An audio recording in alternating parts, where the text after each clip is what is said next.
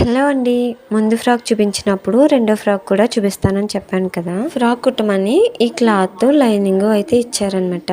Lining అయితే ముందు frock cut చేసినప్పుడే కట్ చేసేసాను.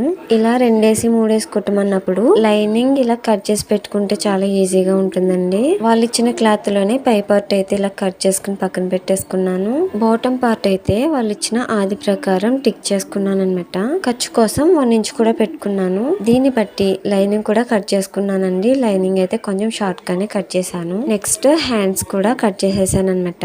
అన్ని ఇలా రెడీ చేసి పెట్టుకుంటే కుట్టేటప్పుడు ఈజీగా ఉంటుంది. క్లాత్ కొంచెం చిన్నది కనుక కుర్చీలు అయితే చాలా తక్కువ వచ్చినాయండి. అడ్జస్ట్ చేసి కుట్టాను. క్లాత్ ఇంకొంచెం ఎక్కువ ఉంటే కుర్చీలు అనేవి ఎక్కువే వచ్చేవి. బ్యాక్ సైడ్ అయితే 2 ఉక్సులు పెట్టి కింద తాళ్లు పెట్టి కుట్టాను అనమాట. ఫైనల్లీ ఇలా వచ్చిందండి. నచ్చితే లైక్ చేయండి, ఛానల్ ని సబ్స్క్రైబ్ చేసుకుని సపోర్ట్ చేసేయండి. Thanks for watching. Bye bye.